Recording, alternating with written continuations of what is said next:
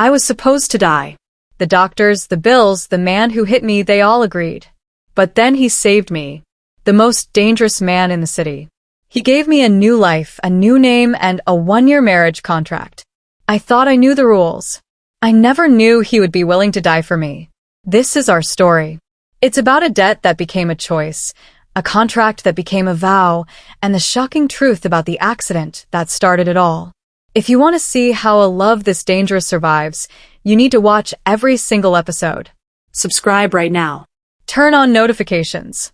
And comment Team Kim or Team Claire below. Let me know where in the world you're watching from. This story changes everything. The car hit her at 3:07 p.m. on a Tuesday.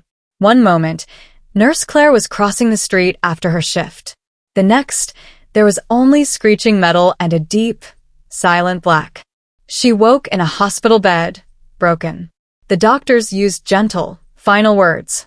There's too much damage. The kindest path is to let you go. Claire had no one.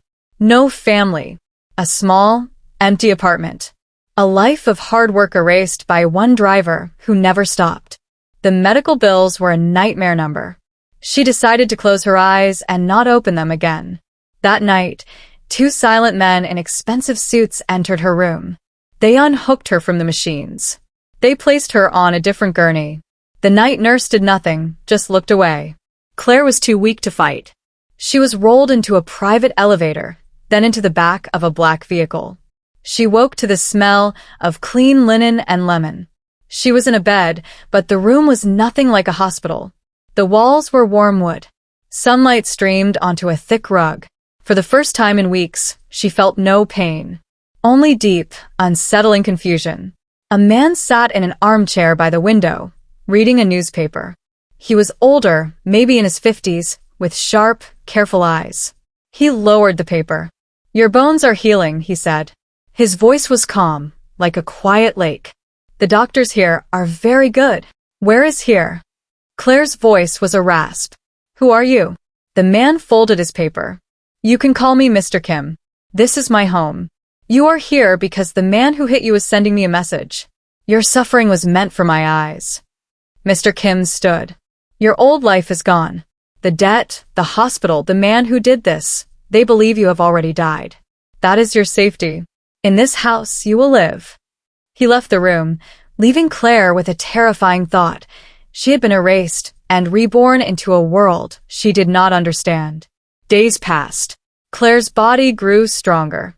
A quiet woman brought her meals, simple, healthy food. The garden outside her window was perfect, clipped and still. It felt like a beautiful cage. She tested the door. It was never locked. She ventured out one afternoon, into a hallway lined with art. The house was massive, silent, and utterly empty of warmth. She found a library. Mr. Kim was there at a desk. He didn't look up from his ledger. "You should rest," he said. "Why?" Claire asked, her courage surprising her. "Why go to all this trouble? You didn't know me." Mr. Kim closed his book. "I saw your face when the car struck. I saw you try to protect the bag in your hand. It held a gift for a patient, didn't it?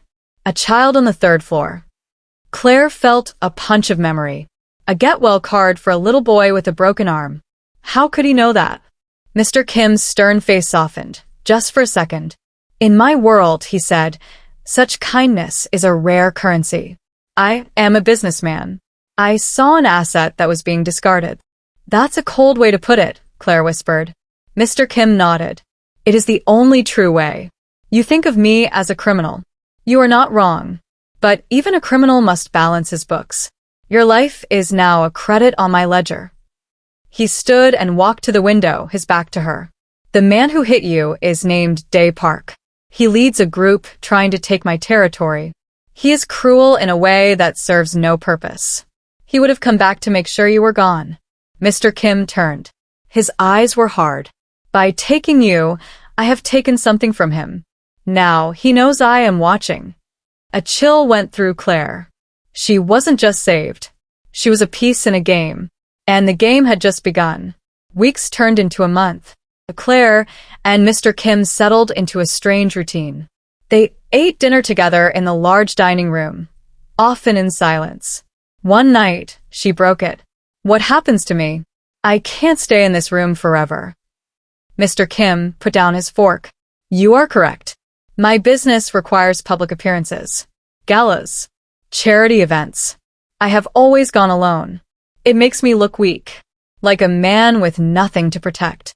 He looked directly at her. I need a wife. Claire almost choked on her water. A what? A wife in name only, he said, his voice utterly level.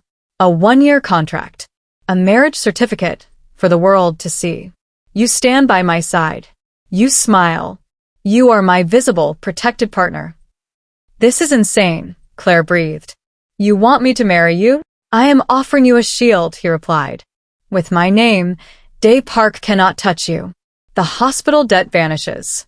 After 1 year, we dissolve the marriage quietly. You will receive a new identity and enough money to start over anywhere.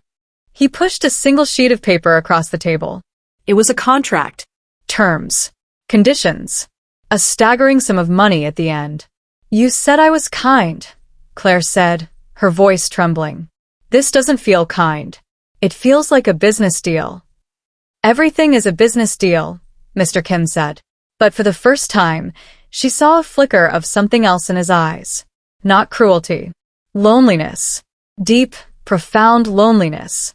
You have 1 week to decide, he said, leaving her at the table with the contract and a storm of fear in her heart. Claire didn't sleep. She read the contract 10 times. Freedom, safety, money, all in exchange for playing a part. The alternative was to walk out the door, back into a world where a dangerous man thought she was dead and where she owned nothing. She found Mr. Kim in the garden at dawn. He was watering a single rose bush, his movements gentle, totally at odds with the man she knew. Why a rose bush? She asked. He didn't turn. My wife planted it. Many years ago. Claire felt the air leave her lungs. He had never mentioned a wife. She was much like you, he said softly. Too good for the world she married into. She saw the man I wanted to be, not the man I was. He finally looked at her, and the pain in his face was raw. Day Park took her from me. A message that went wrong. The police called it a random act of violence. I knew the truth. The pieces crashed together. Her accident. His guilt. His obsession with balance. You're not saving me, Claire whispered. You're saving her. You're trying to fix what you couldn't fix then. Mr. Kim's jaw tightened. He gave one slow nod. Is that a reason to say no? Claire looked at the rose, at the careful way he tended it. She saw not a boss, but a broken man. No, she said. It's a reason to say yes. She took the contract from her pocket. I have conditions. No lies between us. And I need to learn. I need to understand your world, or I'll get us both killed. Mr. Kim studied her, a new respect in his gaze. Agreed. He pulled a pen from his coat. As Claire signed her name, she didn't feel like she was making a deal with a criminal. She felt, for the first time since the accident, like she was choosing to live. The lessons began. Not with guns, but with people. Mr. Kim's most trusted advisor, an older man named June, sat with Claire in the library. He showed her photos. This is Day Park. He smiles with his teeth, not his eyes. Remember that. June taught her about the legitimate businesses, the shipping company, the restaurants, the hotels. This is the face Mr. Kim shows the world. You must know it better than anyone. Claire studied, asking questions. She was a nurse. She was used to learning fast. Mr. Kim watched her from the doorway, unseen. He saw her frustration, her determination. One evening, he intervened. Enough with pictures, he said. We go out tonight. A small restaurant I own. You will be Claire, my associate. Watch. Listen. At the restaurant, Claire saw a different man. Mr. Kim was charming, laughing with the maitre d', asking after the chef's family. He was loved here. On the drive home, she said, they don't fear you. Fear is a weak tool, he said. Loyalty is built on respect. And protection. The car slowed. Another vehicle blocked the narrow street ahead. A man leaned against the driver's side door. It was Day Park. He smirked, walking toward their car. Mr. Kim's hand moved to Claire's, holding it firmly on the seat. "Do not speak. Do not move." Day Park tapped on Mr. Kim's window. It lowered halfway. "Kim, I heard a rumor," Day said, his eyes darting to Claire. "They say you have a new shadow. A pretty ghost." His gaze felt like a spider crawling on her skin. Mr. Kim's voice became ice. "You are blocking a public street, Day. Even the police would find that rude." The tension was a physical thing. Day Park's smile didn't waver. "We should have dinner. All three of us." He looked directly at Claire. "I would love to know how you came back to life." Mr. Kim raised the window and nodded to his driver. The car ahead suddenly moved. They drove past in a silence so thick Claire could barely breathe. The threat was no longer abstract. It had a face, and it had seen hers. Back in the safe house, Claire's hands wouldn't stop shaking. Mr. Kim poured a small glass of amber liquid and pushed it toward her. "Drink." "The shaking is just the fear leaving your body." "He knows," Claire said, the words tasting like metal. "He knows it's me." "He suspects," Mr. Kim corrected. "But suspicion is not proof. Now he is curious. And curiosity is a weakness." He sat across from her. "The plan changes. We must move faster." "The wedding?"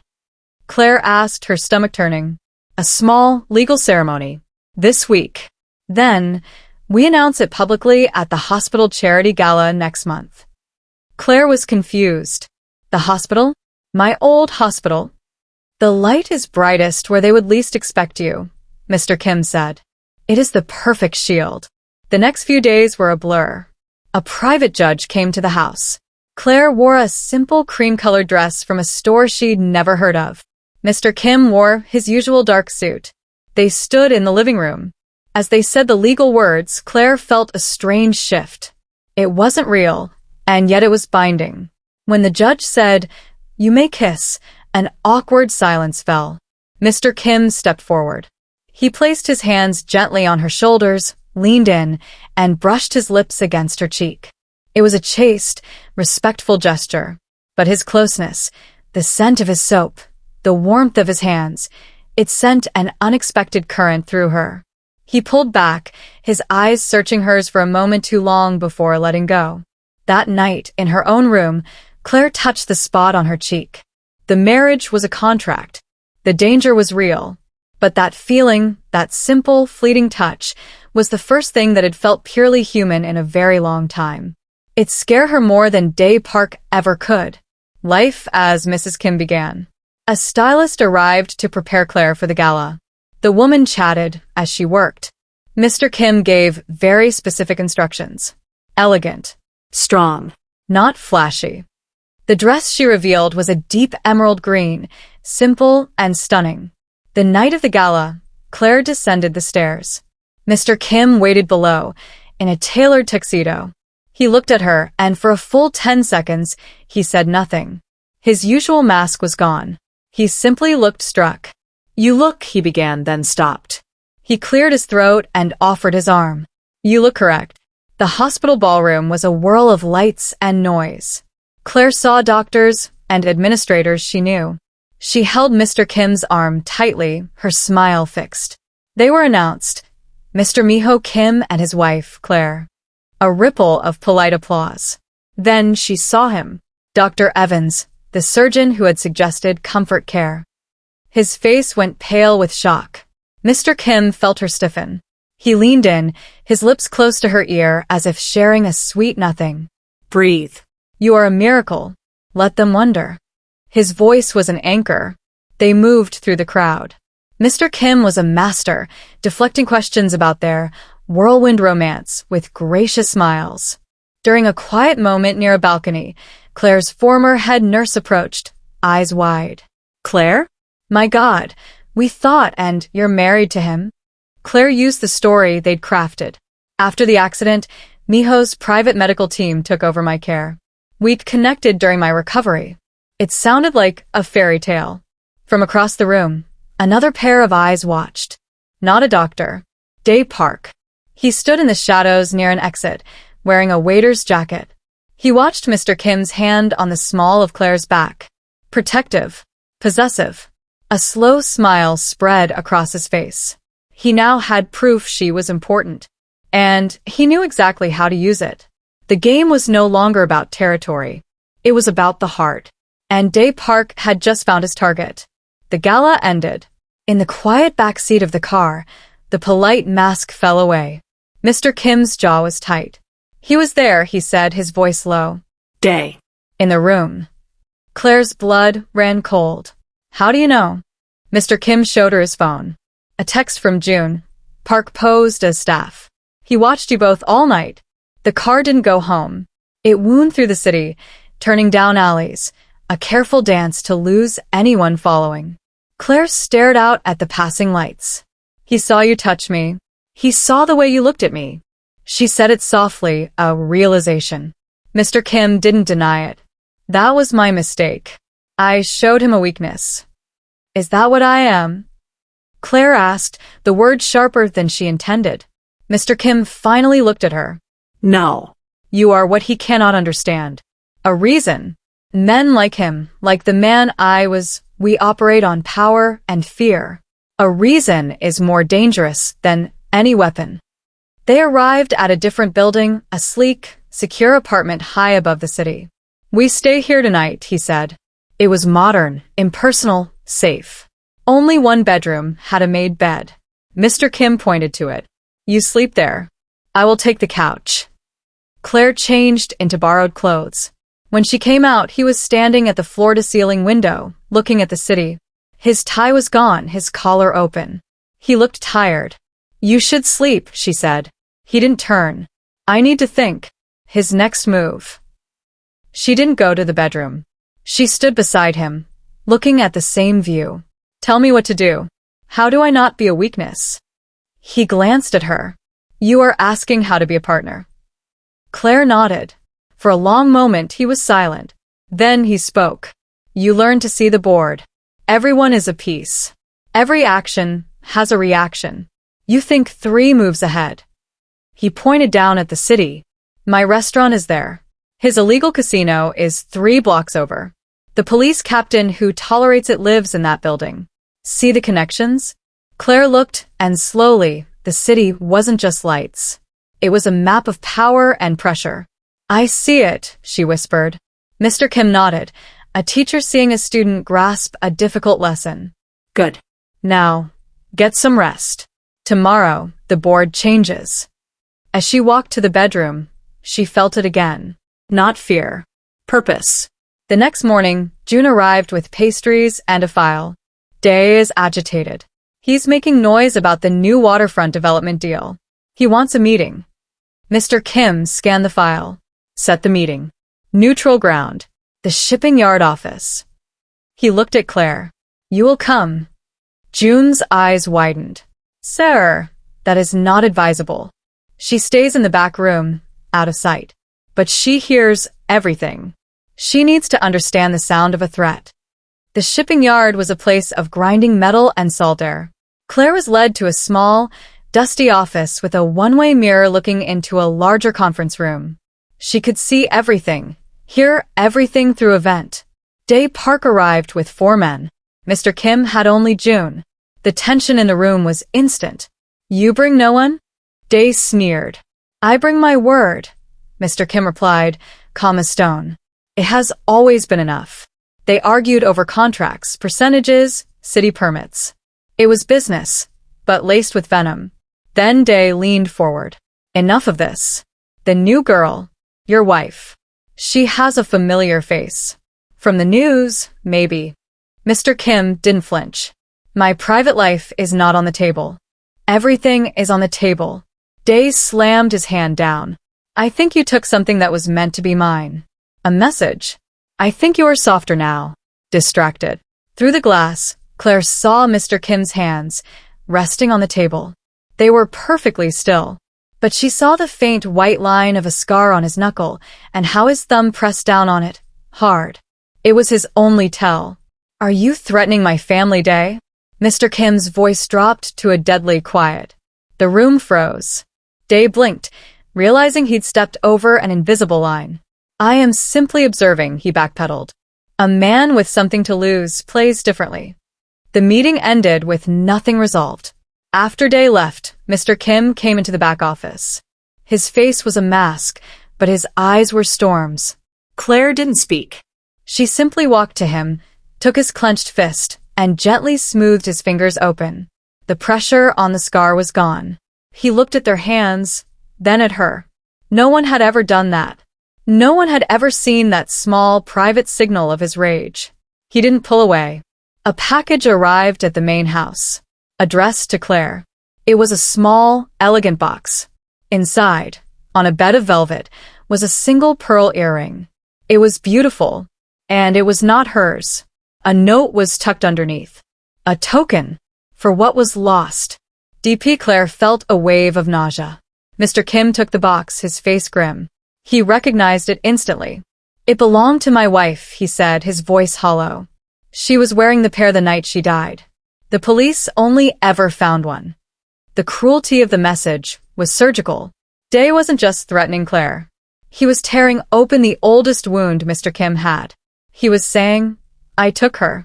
I can take this one, too. Mr. Kim turned and threw the box against the wall.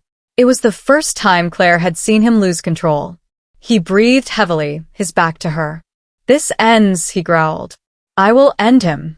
No, Claire said, her own voice surprisingly steady. She picked up the lone pearl from the floor. That's what he wants. He wants you angry. He wants you to make a mistake, to come at him directly. She walked to Mr. Kim, holding the pearl. You taught me to see the board. He just moved his queen. What's our move? He turned, looking at her with a mix of fury and awe. What do you suggest? Claire thought of the map of the city, of connections. The police captain, the one who lives near his casino. Day said everything is on the table. So we look at his weaknesses. What does he have that we can take? A slow, cold light returned to Mr. Kim's eyes. The storm cleared, replaced by sharp calculation. He nodded. June, he called. When June entered, Mr. Kim's orders were clear. Forget Day. I want every piece of information on Captain Miller. His finances, his family, his vices. We find the pressure point. He looked back at Claire, a new respect cementing between them. She wasn't just protected. She was part of the strategy. She placed the pearl on his desk. We keep this to remember what we're fighting for. The information on Captain Miller came quickly. He had a sick mother in an expensive private care facility. He had gambling debts at a club owned by a friend of Day's. He was trapped. We don't threaten him, Claire said, looking at the file. They were in the library, plans spread out. We offer him a rope. Mr. Kim raised an eyebrow. Explain. My world, Claire said. The medical world. The facility his mother is in is good, but it's not the best. There's a newer one, with an experimental therapy for her condition. It has a 2-year waiting list. She met his gaze. But you know the man who built it. You donated to his wing. A ghost of a smile touched Mr. Kim's lips. I did. So, we offer the captain a transfer for his mother. Immediate. Top care. No cost to him. And in return? June asked. In return, Claire said, he simply does his job. He shuts down the illegal operations in his precinct. Starting with Day Park's casino. Not out of corruption, but out of sudden, strict diligence. Mr. Kim leaned back. It was elegant. It was clean. It used leverage, not force. It was her kindness, weaponized by his resources. Make the call, he said to June. The next day, Captain Miller arrived at the house, nervous. Claire served tea. She spoke to him not about crime, but about his mother's illness, using terms she knew from nursing. She saw the fear in his eyes soften to hope. The deal was struck without a single spoken threat. 2 nights later, the police raided Day Park's casino. The news called it a surprise crackdown. Day lost a major source of income and face. He would know who was behind it. The first blow had been struck, not from the shadows, but from the light. And it had Claire's fingerprints all over it. The retaliation was swift, but not against Mr. Kim. It was against something he cared for. A fire broke out in the kitchen of his favorite restaurant, the one where the staff loved him. It was contained quickly, but the message was clear. I can touch the things you love. Mr. Kim stood in the soot-stained dining room, his expression dark. Claire watched him run a hand over a charred table. This place was part of his soul, his legitimate dream. He's trying to make you into him, she said. Trying to make you angry and cruel. It's working, Mr. Kim muttered. Claire moved to stand beside him. Then we show him it didn't work. She had an idea. A big one. She laid it out. A grand reopening of the restaurant. A huge charity event, hosted by Mr. and Mrs. Kim, with all proceeds going to the hospital's trauma center, the very one that had failed to save her. They would invite the press, the city's elite, and Captain Miller. They would stand in the light, unafraid. Mr. Kim listened. It's a target. He could try something. He won't, Claire said. Not with every eye in the city on us. It's the safest place we could be. We show strength, not by hiding, but by standing in the open. She took his hand, the one with the scar. We show everyone what we are building, not what we are destroying. He looked at their joined hands, then around his damaged restaurant. He saw not ruin, but a chance to rebuild something better. He nodded. We do it. The planning was a whirlwind. Claire was everywhere, talking to chefs, coordinating with the hospital, choosing decor that would cover the smoke smell with fresh flowers. She was no longer playing a part. She was leading. The staff saw it. They began to look to her for decisions, calling her Mrs. Kim with genuine warmth, not just politeness. Mr. Kim watched her transform the space, and something in him transformed too. The cold, calculating boss was still there, but he was making room for something else. Hope. He caught her one afternoon, directing florists, a smudge of dirt on her cheek. He reached out and gently wiped it away with his thumb. The gesture was so tender, so domestic, it left them both breathless. The line between the contract and their real feelings was beginning to blur, and neither knew how to stop it. The night of the reopening arrived. The restaurant glowed. Press cameras flashed outside the red rope. Claire stood beside Mr. Kim at the entrance, greeting guests. She wore a crimson dress, the color of resilience. She was gracious, smiling, completely in control. Captain Miller arrived, shaking their hands firmly for the cameras. His mother had been transferred that morning. Day Park was notably absent, but his men were there, watching from across the street. Claire could feel their eyes, but she kept her chin up. During his speech, Mr. Kim surprised her. He spoke briefly about the fire, calling it a setback. Then he looked at Claire, his voice softening. But my wife taught me that from ashes, we can build something stronger. Something that gives back. He announced the large donation to the trauma center in her name. The applause was thunderous. After the speech, as they mingled, an older woman approached Claire. She was elegant, with sharp eyes. My dear, that was beautifully done. You have a remarkable presence. The woman was Maya Grenville, the city's most influential society columnist. Miho is a lucky man, she said, glancing at Mr. Kim across the room. We've known each other for years. I knew his first wife, Sophia. You are very different from her. The comment was a dart. Claire smiled politely. I should hope so. Maya leaned in, her voice a conspiratorial whisper. Sophia was always afraid of this world. I see no fear in you. That makes you dangerous to the right people. She patted Claire's arm and moved away, leaving a chill in her wake. Later, Claire found a moment alone with Mr. Kim on a secluded patio.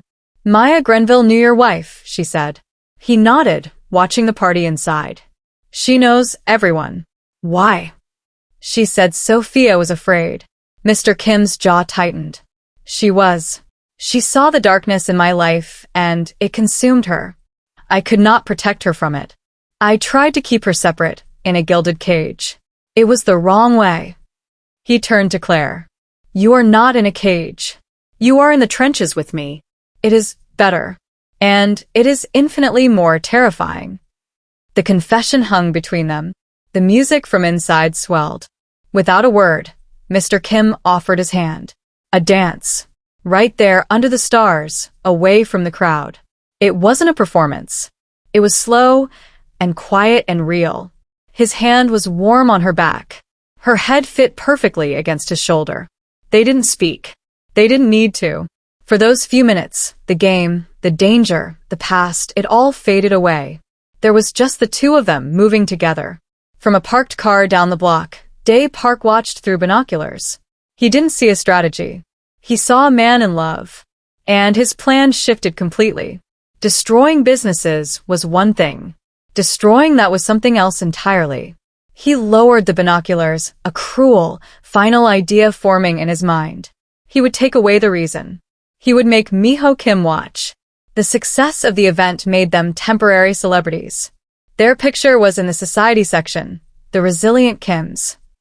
The article by Maya Grenville was surprisingly favorable, calling them a power couple for a new age. The attention was a new kind of shield.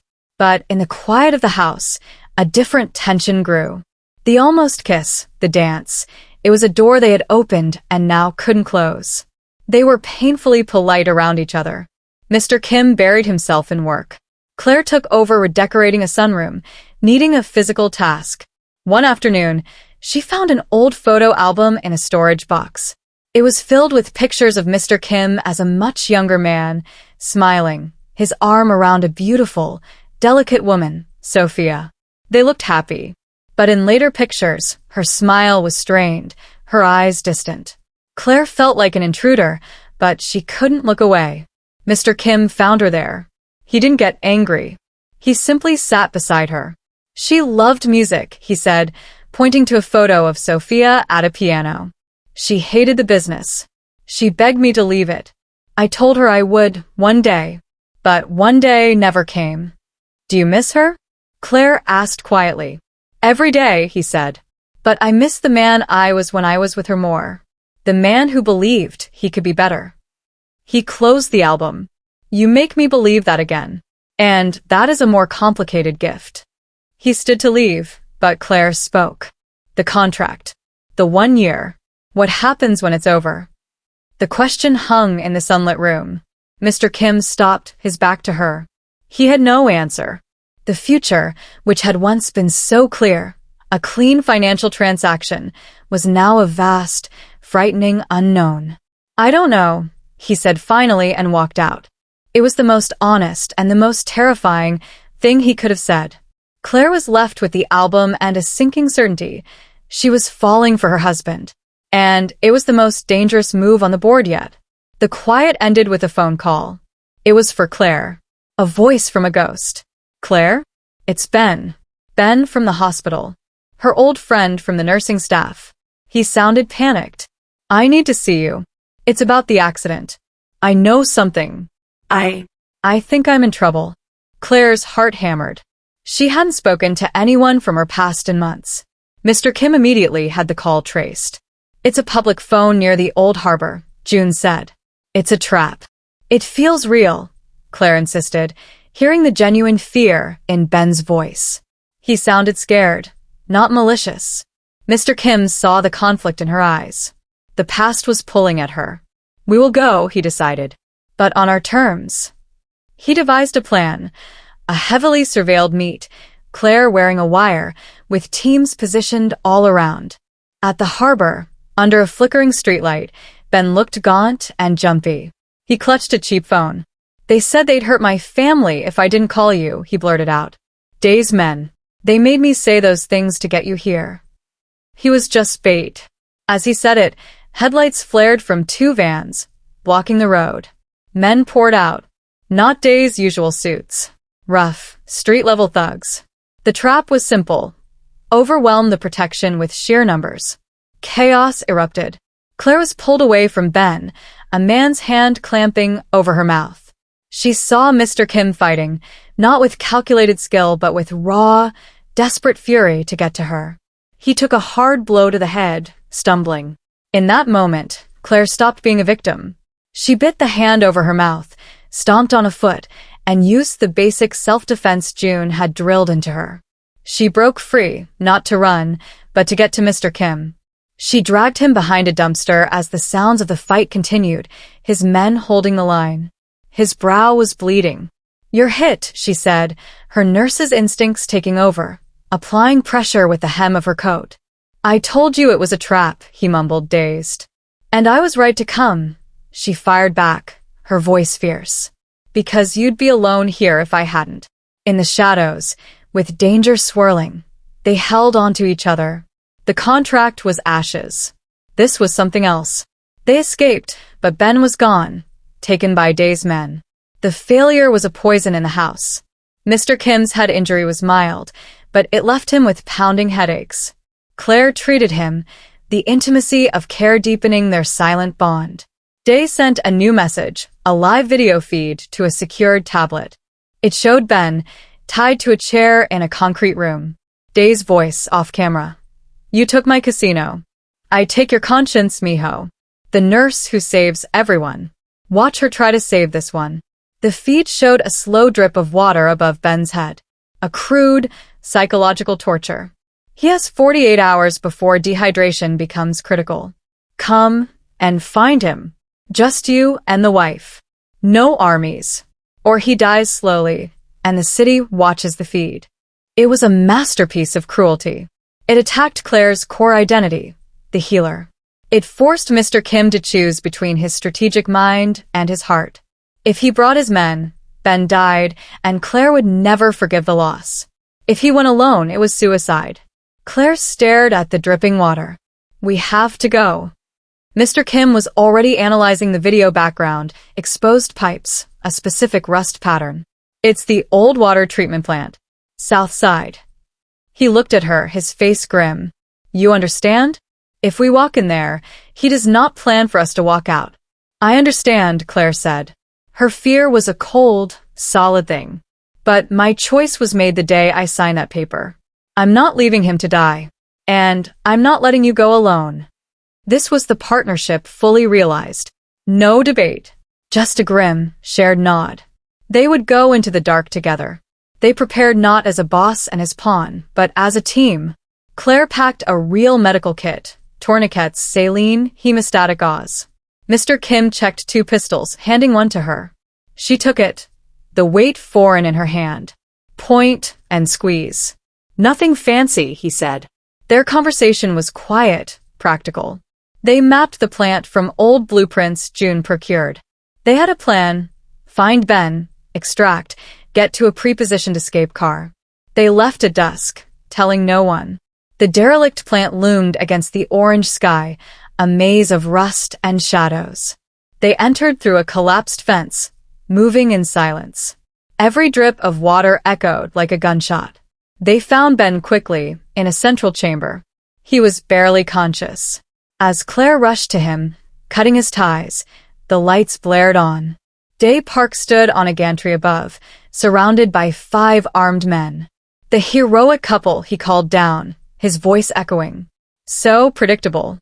Mr. Kim stepped in front of Claire and Ben, his gun raised. "Let them go, Day. This is between us." "It is between us," Day shouted. "You took everything. My respect. My business. And now you play house with this nobody." He pointed at Claire. "She is the key. Take away the reason, and the great Miho Kim becomes a ghost again." Day nodded to his men. They raised their weapons. Mr. Kim pushed Claire down behind a concrete column. The shooting started. It was chaos. Mr. Kim returned fire, providing cover. Claire dragged Ben toward a side tunnel. A bullet grazed Mr. Kim's arm. He barely flinched. Claire saw it, the red bloom on his sleeve, and her world narrowed to that spot. He was hit. One of Day's men flanked them, coming up behind Claire. Mr. Kim saw it. He shouted, lunging, knocking the man down. They grappled on the ground. From his perch, Day took aim, not at Mr. Kim, but at Claire. Mr. Kim saw the glint of the barrel. With a roar, he threw off the man he was fighting and stood up, directly into the line of fire. The shot was deafening. Mr. Kim staggered, clutching his side. He fell to his knees. "Miho!" Claire's scream tore from her throat. Day smiled, lowering his gun. The reason was dying in front of her. But Claire did not freeze. She did not weep. A terrifying calm settled over her. This was her battlefield now. She left Ben sheltered and ran, not away, but toward her husband. She dropped to her knees beside him, ignoring the shouting, the approaching men. Blood soaked his shirt. A torso wound. She tore open her med kit, packed the wound with gauze, applying brutal, life-saving pressure. "Leave him," Day yelled, walking down the gantry stairs. "He's done." Claire looked up, her eyes meeting Day's. Her hands were covered in her husband's blood, but her voice was steel. "You don't understand. He's mine. And I don't lose what's mine." At that moment, the wail of sirens split the air. Not just a few. Dozens. Red and blue lights painted the rusted walls. Captain Miller's voice boomed through a megaphone. "The building is surrounded. Armed police. Drop your weapons." Day's men froze, panicked. Day looked at Claire in pure, bewildered hatred. She had worn a second wire. The one he hadn't known about. The signal had been streaming to Captain Miller the whole time. The cleanup was part of their deal. Mr. Kim, gasping, managed a bloody smile. You saw 3 moves ahead. In the sterile hospital room, Claire never left his side. The surgery was long, but the doctor said the bullet had missed everything vital. Your field treatment saved his life, the surgeon told her. She just nodded, holding Mr. Kim's unconscious hand. When he woke, his first blurry sight was her, asleep in the chair, still wearing his blood on her sleeves. He squeezed her hand. Her eyes opened. No words were needed. The fear was gone, replaced by a deep, settled certainty.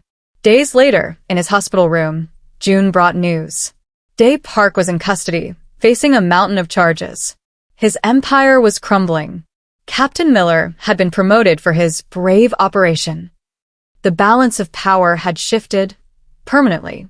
Mr. Kim was propped up in bed. The contract sat on his lap. The 1-year marriage agreement. Claire looked at it, then at him. "What happens now?" she asked, the original question finally finding its moment. He picked up the paper. Slowly, deliberately, he tore it in half. "The deal," he said, "is over." He let the pieces fall to the floor. "A new one begins. If you want it. No terms. No end date. Just you and me. Partners." Claire looked at the torn contract, then at the man who had fought, bled, and changed for her. She reached out and took his hand, the one with the scar, lacing her fingers with his. "That," she said, a real, true smile finally reaching her eyes, "sounds like the only deal that ever mattered." 1 year later, the ceremony was small, in the walled garden. No judges or contracts this time. Just a few trusted friends, June, Captain Miller, and a few of the restaurant staff. Claire wore a simple white dress. Mr. Kim, Miho, wore the suit from their first false wedding. This time, their vows were their own. He spoke of finding his soul in the midst of a war. She spoke of finding her strength in the arms of a man who taught her to fight. When the officiant said, "You may kiss," there was no hesitation. It was not a brush on the cheek. It was a promise sealed. Later, under the same rose bush Sophia had planted, now thriving, Miho handed Claire a small box. Inside was the single pearl earring, now set as a pendant on a delicate chain. "A reminder," he said, "of what was lost and what we found." She put it on. It was not a weight of the past, but a badge of survival.